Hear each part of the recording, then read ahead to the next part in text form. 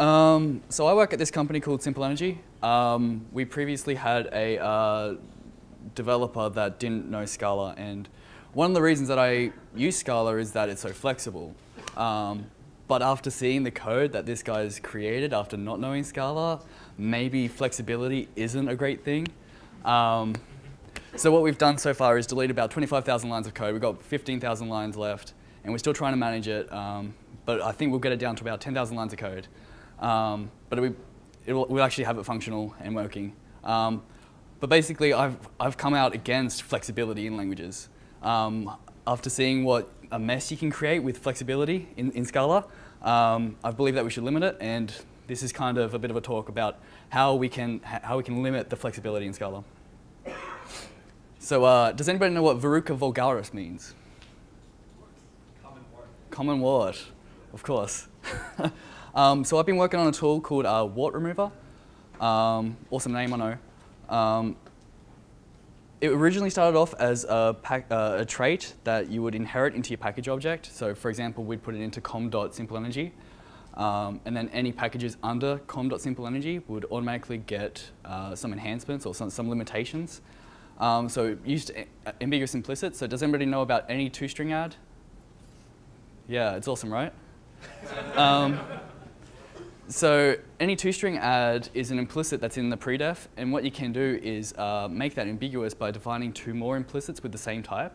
And so when you go and when the Scala compiler would usually insert any toString add, it would try and look up the implicits, and it'll find that there's more than one, and it wouldn't know what to do, so it would throw an error, which is exactly what I wanted. I didn't want this what I thought was a wart to just occur in my code. And also language features, like the SIP18 language features, like higher kinds, existentials. There's things like postfix ops, so you can they're actually implemented using implicits. So when you go to use a feature, Scala will look up in scope, is this language feature enabled by looking at the implicit? And so what you can do is just turn that feature completely off. You can't enable it again, because what you can do is just make that ambiguous implicit. So when Scala compiler goes to look up the implicit, it will find out it's ambiguous, and then you can't use the feature. And also, I defined a couple of warts. So you would have you could define a block, and inside that you could use a macro on that block, and it would disable features. So the first one wasn't very useful. I couldn't write I couldn't disable as much as what I wanted. So I decided to rewrite it and make it a general purpose linter. So I took the idea of using the macros, the code the macros that would go over your blocks, and try and generalize it to be a compiler plugin as well, because they both use the reflection API.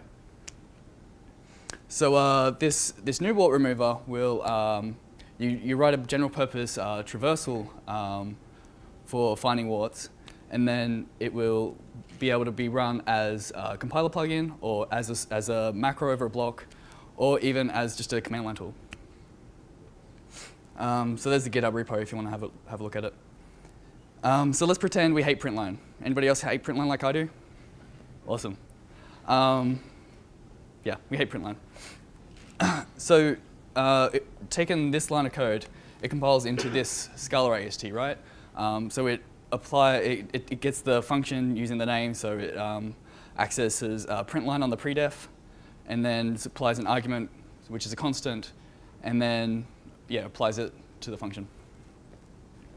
So I'm going to show how we can disable println using wart remover. Is that too small? Is that okay? Hang on, that's a bit better. Okay, so to write your own wart, you create a project, an SPT project, and you just create an object inside of there that extends a wart traverser. And wart traverser just has an apply method which takes in a universe, which is an abstraction over the Scala macro universe and the reflection universe. We need it to abstract over both of those so they can run as compiler plugins and also as macros. So inside of that, we have to spit out a traverser at the end. Yes? Why did we subtype in check with lab.tp? Why not just I tried that. Okay. I tried it. It didn't work. It's you. Your fault. Yeah, I don't know. Anyway, I'll get to that anyway. So we spit out a traverser, which is something that will traverse over our Scala AST. So we define a predef symbol. So this is so predef is a module. It's got all our stuff that automatically gets imported when we write a Scala file. Then we create a term name called println. And so when we traverse, we just look for anything that is accessing println. So it doesn't even have to be a function call to println. It could just be x equals println. Anywhere that the println is accessed on predef, we throw an error. So we say, you use println, you're bad.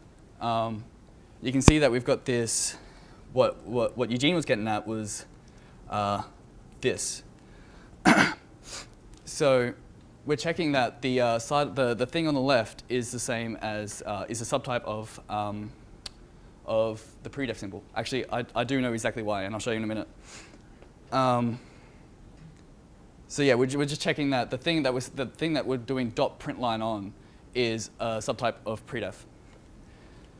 So let's so when we want to use our macro, sorry, the wart that we've defined, we just include Scala C options. So we say that we want to use this -p is like including a Scala C plugin, so it's actually a plugin into Scala C. So we include wart remover as a plugin, and we include we put on the class path the jar that contains our wart that we've just defined. So in here, I'm using the jar that comes out of the compilation. So when we actually compile this project, it'll spit out a jar, and we use that as the class path to wart remover. And then we just say we want to use this traverser, so that's the println traverser that we've just defined. So this will be running, so you can see that Scala C options is in test, so anything that we put under test will have println disabled. So here I've got an example.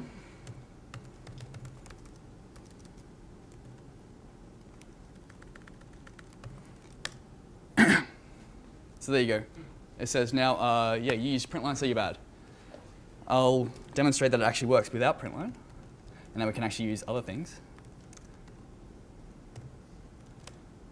There we go. So test passed even though there's no test, but yeah. So one thing, the reason why I've got the subtype there is if I go val x equals predef, and then I do x.println, does that make sense now? So we're not actually I'll make that bigger. So we're not accessing println on predef, we're accessing it on x, which is a subtype of predef, I guess. So what we can also do is, now that we've defined this thing, so I've got, you can see here I've imported macros and I've imported our wart.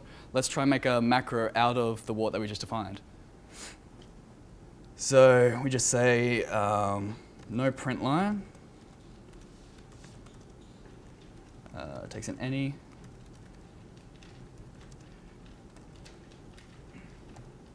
I think this will work. There we go. So now we'll have a macro, and we can't use println within that macro, but we can say, and that works. So the traverser is running over just that part of the code and spitting out an error. So we can have blocks inside of our code that are safe.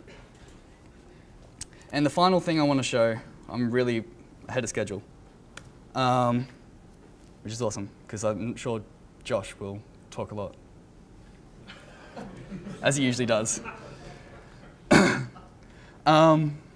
So the final thing is I've got this shell script which will run my wart from the command line, so we can actually run it from the command line instead of going through SPT or going through a macro.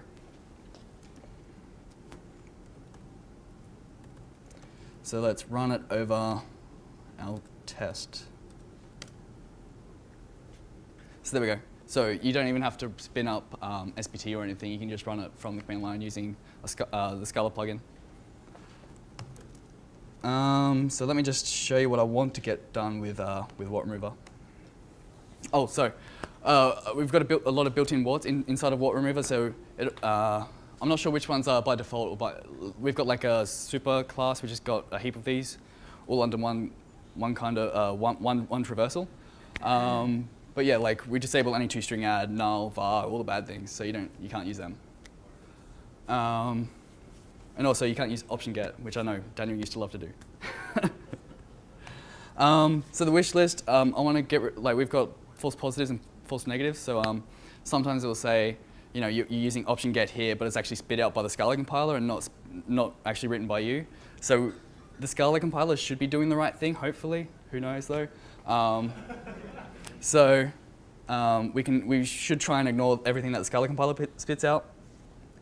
But that's actually tricky because only some things are marked as synthetic, as in like generated by the compiler. So the compiler spits out things and says, well, this stuff is, but then you look at somewhere else and it says it doesn't have any annotation saying this is synthetic. So it's actually a hard thing to tell if you've written it or not. And I want to get more built-in warts. There's lots and lots of warts on the GitHub issues, and they're actually pretty easy to write, as you can see. So if anyone wants to get involved, just take something off the issue because there's dozens of them.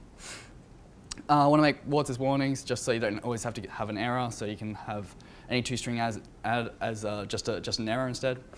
And mosaic warts, don't Google that. Don't Google images that. It's bad. But basically, when we traverse over the AST, we should only do it once. We shouldn't have to do it multiple times per wart. So if you enable 3 warts, it should only do a traversal of the AST once. That's it.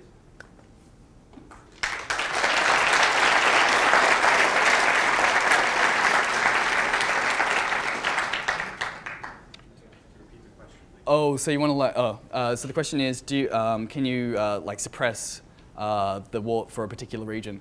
That is something I want to do. I haven't got around to it. Yeah, I'm not sure a good implementation of that. So, you mean compilation? Yeah. No idea.